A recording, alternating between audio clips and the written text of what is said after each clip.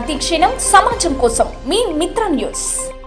అన్ని రాజకీయ పార్టీలలో ఉన్న బీసీ నేతలు బీసీ మేధావుల సమావేశాల్లో విధిగా పాల్గొనాలని, తద్వారా బీసీలు ఎదుర్కొంటున్న సమస్యల పట్ల స్పందించాలని బీసీ సంఘాల జేఏసీ రాష్ట్ర నేత సారంగి లక్ష్మీకాంత్ అన్నారు. మంగళవారం బీసీ సమాజ్ ఆధ్వర్యంలో స్థానిక ప్రెస్ క్లబ్లో ఏర్పాటు చేసిన రౌండ్ టేబుల్ సమావేశంలో ఆయన పాల్గొని ప్రసంగించారు. బీసీ సంపూర్ణ కులగణన మొక్కుబడిగా సాగిందని, అందువల్ల రీసర్వే చేసి బీసీ జనాభాను తక్కువ చేయకుండా సర్వే నిర్వహించాలని ఆయన డిమాండ్ చేశారు. రానున్న స్థానిక సంస్థల ఎన్నికల్లో మన ఓటు మనమే వేసుకుందాం, మన అభ్యర్థులను మనం గెలిపించుకుందామని ఆయన పిలుపునిచ్చారు. కుల సంఘాల నేతలు కులం పేరు చెప్పుకోకుండా ఎక్కడ సమావేశాలకు వెళ్లినా బీసీ అని చెప్పుకోవాలి అని ఆయన అన్నారు. కాంగ్రెస్ పార్టీ నేత రాహుల్ గాంధీ ఇచ్చిన పిలుపు మేరకు బీసీ కులగణన పరిపూర్ణంగా నిర్వహించాలని ఆయన కోరారు. బీసీ సంస్థ నిర్వహించడం శుభసూచనది. ముఖ్యంగా కులగణన అనేది ఒక రాజకీయంగా ఒక ఎత్తుగడన, లేకుంటే చాలా వరకు అడగారిన కులాలను పైకి తీసుకురావడానికి తీసుకున్న ఒక నిర్ణయం అనేది మనము చర్చించుకోవాల్సిన అవసరం ఉంది. ప్రభుత్వం ఏర్పడిన తర్వాత కమండలం అనే ఒక వాదానికి విరువుగా ఈ మండల్ అనే ఒక వాదాన్ని తీసుకురావడానికి ముఖ్యంగా కాంగ్రెస్ ప్రభుత్వం దీనికి తీసుకున్న చర్య ఇది. కులగణనలో అది బీసీ కులగణన కాదు, మనం గుర్తుపెట్టుకోవాల్సింది ఏంటంటే అది కులగణన. సామాజిక, రాజకీయ, ఆర్థిక కులగణన. చాలా వరకు అది బీసీ కులగణన అనే ఒక అపోహ ప్రజల్లోకి వెళ్ళింది. అది బీసీ కులగణన కాదు, కులగణన. ఈ కులగణన అనేది చాలా వరకు మనం గమనిస్తే అన్ని కులాల్లోంచి కులగణన చేసి అన్ని కులాల్లో ఉన్న సామాజికంగా, ఆర్థికంగా ఎదిగిన వాళ్ళ లిస్టు, సామాజికంగా, రాజకీయంగా అణగదొక్కబడిన వాళ్ళ లిస్టు బయటకు తీసుకురావాలనేది ప్రభుత్వం మనకు చెప్పిన విషయం.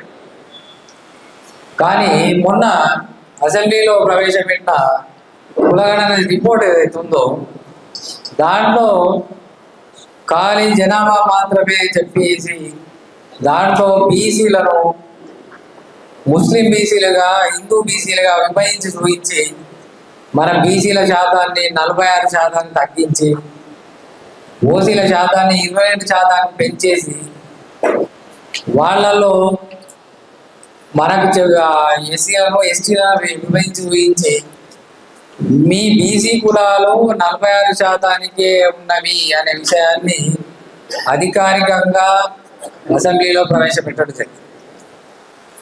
మనం ఎంత మాట్లాడుకున్నా సరే అఫీషియల్గా అది బయటకు వచ్చేసి దీంట్లో మనం ఒక 3% ఆబ్సెంట్ ఉన్నారు, 3% పాల్గొనలేదు అనే విషయం మామూలుగా సభలోనే మాట్లాడింది.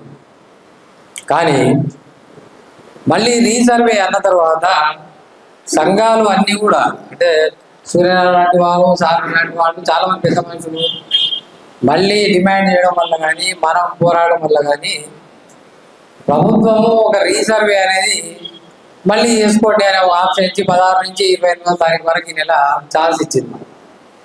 దీంట్లో ఎట్లా చేస్తారంట, వాళ్ళు ఇంతకుముందు అటెండ్ కాని వాళ్ళని మీరు సర్వే చేయండి అని చెప్తున్నారు. కానీ వాళ్ళు రారంట. మనమే పోయి వాళ్ళ దగ్గర లెక్క చూపించుకోవాలట. నేను బతుకున్నాబా, నువ్వు నన్ను రికగ్నైజ్ చేయనే విషయం చెప్పుకోవాలి. మరి మిగతా వాళ్ళ దగ్గరికి ఇంటింటికి తిరిగి సర్వే చేసిండ్రు కదా, మరి మనకెందుకు చేయాలి? ఇప్పుడు మిగిలిన వాళ్ళను ఎందుకు చేయాలంటే మళ్ళీ మన దగ్గర సర్వే చేస్తే జరిగే విషయం ఏమంటే బీసీ కులాల సంఖ్య పెరుగుతుంది. వాళ్ళ శాతము దామాషా ప్రకారం జనాభాలో 50%కి 56% పెరుగుతుంది. అంటే మళ్ళీ ఆబ్సెంట్ కావాలన్నమాట. ఈ ఆబ్సెంట్ కావాలనేది ఒక పద్ధతి ప్రకారం ఒక రాజకీయంగా చేస్తున్న బీసీల మీద జరుగుతున్న కుట్ర. ఇప్పుడు చాలామంది ఏం చేస్తారు, ఎవరు పోతారులే, మనం ఎంట్రీ చేసుకో అవసరం లేదు. ఇక్కడ జరిగిందేమి, చాలామంది నా మున్నూరు కాపు సోదరులను ఏం చేసిందంటే రెడ్లలో పంపించి. ఎందుకు అంటే వాళ్ళ సంఖ్య ఎక్కువ చూపించాలి, వాళ్ళు బీసీలోంచి అటువైపు వెళ్ళారు. యాక్చువల్ వాళ్ళు బీసీలోంచి అటువైపు మనకు మైనస్ అయింది, వాళ్ళకి ప్లేస్ అయింది. ఈ విషయం మనకు కూడా ఒకసారి తెలియదు. మన పక్కింట్లో అడిగిపోయింటారు, ఏమిటంటే వాడు వీళ్ళు ఇది అని చెప్పినారు, వాళ్ళు రాసుకొని పోయింటారు. ఇది జరిగిన చాలా విషయాలు ఇటువంటి చాలా వరకు సొంతంగా చేస్తారు. కులగణన రీసర్వే అనేది ప్రభుత్వము ఇంతకుముందు ఏ విధంగా చేసిందో మళ్ళీ ప్రతి ఇంటికి తిరిగి చేస్తేనే కానీ, కరెక్ట్గా చేస్తేనే కానీ ఇప్పుడు పర్ఫెక్ట్ రిజల్ట్ రాదు. ఈ విషయం మనకు ఎంతకు తెలుసు, మీకు అందరికి తెలుసు. మళ్ళీ మీరు ఆబ్సెంట్ అయిన వాళ్ళు వచ్చి తెలుసుకోండి, రాయించుకోండి అంటే ఇది కరెక్ట్ లెక్కలు బయటికి రావు. ఇది క్లారిటీ ఉన్న విషయం. రాజ్యాధికారం అనేది ఎట్లుంటుందంటే, పబ్లిక్ ఒక సమస్యలో కొట్టుమిట్లాడుతున్నట్టు చేసి వాళ్ళు ప్రభుత్వం మీద తిరగబడకుండా చేసే విధంగా రాజ్యాధికారం నడుస్తుంది. రాజ్యం అనేది అది. చైనాలో రాజులు పరిపాలించే కాలంలో మనం బయట తింటుంటాం ఇప్పుడు చికెన్ మంచూరియా, వెజ్ మంచూరియా. ఇది యాక్చువల్గా చైనా వాళ్ళది. అప్పుడు దాంట్లో వైన్ కలిపేవాళ్ళం. ఎందుకంటే అది తిని మత్తు ఉండాలి పబ్లిక్, తిరుగుబాటు చేయకూడదు రాజ్యం మీద. ఇప్పుడు అటువంటి అవి ఇక్కడ వచ్చి మనం ఇట్లా అవుతున్నాము, వాళ్ళు అక్కడ వాళ్ళ యాక్టివేట్ అయ్యి వాళ్ళు వేరేలాగా పరిపాలన చేసుకుంటారు.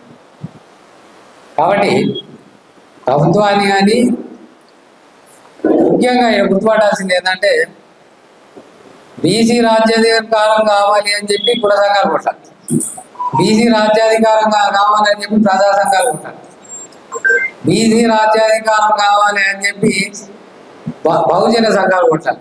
కానీ మనం ఎవరు ఎలక్షన్ నిలబడం. విచిత్రం ఏంటంటే మనం ఎలక్షన్ నిలబడం కూడా మన రాజ్యాధికారం కావాలని చెప్పి మనం వేరే వాళ్ళ తరఫు నుంచి కొట్టాలి. ఇందులో ఏ రాజకీయ నాయకులు ఇన్వాల్వ్ గారు, ఏ రాజకీయ పార్టీకి సంబంధించిన వ్యక్తులు ఇన్వాల్వ్ గారు, వాళ్ళు రిజర్వేషన్ కావాలని అడిగారు. మన భుజాల మీద తుపాకి పెట్టి వాళ్ళు కాల్చుకున్నారు. నేను ఎలక్షన్ నిలబడతాను కానీ వ్యతిరేకంగా మాట్లాడతాం. మనం అగ్రవర్ణాలు మాకు రాజ్యాధికారం కావాలి. మరి అవసరం ఉన్న రాజకీయ నాయకులు ఎందుకు రారు బయటికి? ఏ కూడా అధికార పక్షం కానీ, స్వపక్షం కానీ, విపక్షం కానీ, ప్రతిపక్షం కానీ వాళ్ళు ఎందుకు రాదు? చాలా మంది అడిగి చూసి మీరు కొట్లాడుతున్నారు కదా అన్న, కానీ నడవండి వెనక మేము వస్తాం కదా, వెనక 7 కిలోమీటర్ల దూరం ఉంటుంది. అదే స్థానిక సంస్థల ఎలక్షన్స్లో సీట్ కావాల్సినప్పుడు వాళ్ళు ఫస్ట్ పోతారు, మనల్ని ఎంత పెట్టుకుంటారు. ఈ విషయంలో చాలాసార్లు డిబేట్ జరిగినాయి. కానీ ఎప్పుడైనా సరే రాజకీయ నాయకులకు ఆర్థికంగా బాగుంటారు, రాజకీయంగా బాగుంటారు, వాళ్ళు ముందు ఉండాలి. సూర్యరావు సార్ లాంటి వాళ్ళు అంత దూరం నుంచి వచ్చి ప్రతి జిల్లాలో ఇటువంటి అవేర్నెస్ ప్రోగ్రామ్ పెడుతున్నారంటే అది కమిట్మెంట్, బీసీల పట్ల ఉన్న కమిట్మెంట్. అది రాజ్యాధికారం తర్వాత సంగతి కాదు, ముందు బీసీలకు అన్యాయం జరుగుతుంది, బీసీల పట్ల కమిట్మెంట్ కాబట్టి వస్తున్నాడు అనమాట. మీరు బాగా గమనించండి, ఎలక్షన్ల తర్వాత, అసెంబ్లీ ఎలక్షన్ల తర్వాత ఒక బీసీ సంఘాలు మాట్లాడతారు ఎక్సెప్ట్ సూర్యరావు సార్ తప్పించి. ఎందుకంటే అంకిత భావం, బీసీల పట్ల న్యాయం జరుగుతుంది, ఆయనకే పదవి కావాలని అది కాదు అనమాట. రాబో అటువంటి ఆలోచన కూడా ఉందని నేను అనుకోను. కానీ ఎందుకంటే అరే నా బీసీలు అన్యాయం అవుతున్నారు, నా బీసీల పట్ల నేను కనీసం నిలబడి మాట్లాడాలి, ఇదో ఈ కుల సంఘాలను వీళ్ళందరూ మనందరినీ పిలుచుకోవాలి, మనందరం మాట్లాడుకోవాలి, కనీసం ప్రభుత్వం మీద బీసీ ఒత్తిడి తీసుకొని వచ్చి ప్రభుత్వానికి బీసీలకు మధ్య జరుగుతున్న అన్యాయాన్ని కనీసం ఎలిగేసి చూపించాలంటే సూర్యరావు లాంటి సార్ వాళ్ళని అవసరం. అందుకోసం మామూలుగా సార్ ఎప్పుడు మీటింగ్లో ఉన్నా పోతుంటారు. కానీ ఒకటి మిస్ అవుతున్నది ఏంటంటే, మనం వివిధ పక్షాలకు చెందిన రాజకీయ నాయకులు కూడా ఇటువంటి సమావేశాలకు వచ్చి అగ్రవర్ణాలకు వ్యతిరేకంగా వాళ్ళు పోరాడాల్సిన అవసరం ఉంది. లేకుంటే మనమే వాళ్ళకు చుట్టాలు చూపించాల్సిన అవసరం ఉంది, మనమే నిలబడాల్సిన అవసరం ఉంటుంది. ఒక్క బీసీ కులాలు, బీసీ సంఘాలు, ప్రజా సంఘాలు పోరాడితే కాలేదు. తెలంగాణ ఉద్యమమే దీనికి ఉదాహరణ. అన్ని రాజకీయ పక్షాలు ఏకమైనప్పుడే తెలంగాణ వచ్చింది. అంతవరకు అన్ని ప్రజా సంఘాలు కొట్లాడినాయి. మనం ఎంతవరకు కొట్లాడగలం? మనకు వీలైనంత వరకు కొట్లాడగలం. ఆర్థికంగా, సామాజికంగా వీక్ ఉన్న వాళ్ళం. కాబట్టి నేను ఈ సభాముఖం కూడా జరిగేదామంటే చెప్పేది కూడా ప్రజా సంఘాలతో పాటు, కుల సంఘాలతో పాటు వివిధ పక్షాలకు చెందిన రాజకీయ నాయకులు కూడా ఖచ్చితంగా ఇటువంటి సమావేశాలకు హాజరు కావాలి. వాళ్ళు మాట్లాడాలి, వాళ్ళు కూడా వాళ్ళ గొంతుకరం వాళ్ళ పార్టీల తరఫు అధిష్టానం దగ్గర నుంచి మాట్లాడించగలగాలి. అధిష్టానంలో వీలైతే వీళ్ళు అధ్యక్షులు కావాలి, లేకుంటే ఆ పార్టీలు కూడా బీసీలకు ద్రోహం చేసినట్లే, ప్రతిపక్షంలో ఉన్న అధికార పక్షంలో ఉన్న. కాబట్టి ఈ వేదికగా నా ప్రధాన ఉద్దేశం, సూర్యరావు సార్ లాంటి వాళ్ళు బీసీ వాదం మ్యాక్సిమం హైదరాబాద్కి పరిమితమైంది. సూర్యరావు సార్ లాంటి వాళ్ళు మాత్రమే జిల్లాలకు తీసుకొని వస్తున్నారు. యాక్చువల్గా అయితే ప్రతి మీడియాలో మనం చూస్తుంటాం, హైదరాబాద్ నాయకులు పోతున్నారు, కలుస్తున్నారు, మంత్రులకు దండలు కప్పుతున్నారు, చాలాలు కప్పుతున్నారు, వస్తున్నారు. మొన్న చూసాం కదా, రీసర్వ్ అనగానే పోయి అడవి సన్మానం చేసి వచ్చారు మంత్రులకు, పార్టీ ప్రెసిడెంట్లకు. అప్పుడే ఇంకా రిజల్టే రాలే, ఇంకా చాలా ఉంది ముందల. కాబట్టి బీసీ సంఘాలే కాదు అందరికి కూడా సార్ కూడా విన్నపించేది ఏమంటే, సార్ హైదరాబాద్లో ఉంటాడు కాబట్టి విస్తృత పరిచయాలు ఉన్నాయి సార్, కాబట్టి సార్ కూడా ఈ దృష్టిలో ఆలోచన చేసి ఖచ్చితంగా బీసీ సంఘాలతో పాటు రాజకీయ నాయకులు కూడా ఇన్వాల్వ్మెంట్ చేయండి సార్. ఇది నా విజ్ఞప్తి. నాకు ఈ అవకాశం ఇచ్చినందుకు కృతజ్ఞతలు. Thank you very much.